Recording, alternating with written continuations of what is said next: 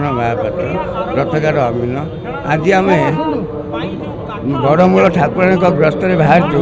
କାଲି ଆମର ପୂଜା ଅର୍ଚ୍ଚନା ହେବା ପାଇଁ ଆମେ ଯିବୁ ନୟାଗଡ଼ରେ ଆଜି ରହିବୁ। କାଲି ବଡ଼ମୂଳ ଠାକୁରାଣୀ ପାଖକୁ ଯାଇ ପୂଜା ଅର୍ଚ୍ଚନା କରାଯିବ। ଏଥିରେ ଆମର ମାଳ ମାହାଦ ପତନୀ ମାଆଙ୍କ ପାଇଁ ଯାଉଛି।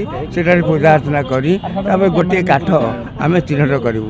ତାପରେ ବଜାରରେ ଯିଏ ଜଙ୍ଗଲରେ ପଶି ସବୁ କାଠ କାଟିକିରି ଆମକୁ ଦେଖେଇଲେ ଆଉ ମଝିରେ ଆଉ ଗୋଟେ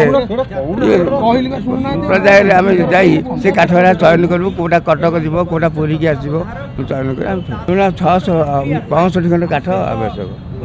ସେଥିରେ ଆମର ଅଛି 72 ଖଣ୍ଡ ଫାସି ହେଉଛି 72 ଆଉ 100 ହେଉଛି 40 ଫୁଟିଆ ଆଉ ଅନ୍ୟାନ୍ୟ କାଠ ସବୁ 12 ଫୁଟିଆ ମିଶି ବଳକା କାଠ ଅଛି। ବଳକା କାଠ ଅଛି ସେ କଟକ 47। ରଞ୍ଜନ ମହାପାତ୍ର କୋଷାଧ୍ୟକ୍ଷ ତଥା ଭାରପ୍ରାପ୍ତ ବରିଷ୍ଠ ତତ୍ତ୍ୱାବଧାରକ ଶ୍ରୀ ଜଗନ୍ନାଥ ମନ୍ଦିର ପୁରୀ। ଆଜି ତ ମୋର ଏଇଟା ପ୍ରଥମ ବର୍ଷ ଗୋଟେ ଅନୁଭୂତି ହେବ ନିଶ୍ଚିତ। ଆଉ ମୋର ତ ସାର୍ ସବୁ କହିଛନ୍ତି ମୁଁ ଅଧିକ କ'ଣ କହିବି।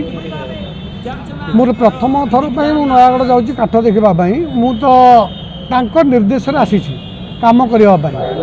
ଆଉ ମୁଁ ତ ସମର୍ପଣ କରିଦେଇଛି ଯେ ହଁ ପ୍ରଭୁଙ୍କ କାର୍ଯ୍ୟ ସୁଚାରୁ ରୂପେ ହେଉ, କିଛି ଅସୁବିଧା ନ ହୋଇ ମହାପ୍ରଭୁଙ୍କର କାର୍ଯ୍ୟ ଯେମିତି ସୁଚାରୁ ରୂପେ ସମ୍ପାଦନ ହେବ ସେଥିପାଇଁ ମୁଁ ମହାପ୍ରଭୁଙ୍କ ନିକଟରେ ସମର୍ପଣ ଭାବ ହୋଇ ଆଜି ମୋର ଗନ୍ତବ୍ୟସ୍ଥଳକୁ ଯାତ୍ରା କରୁଛି।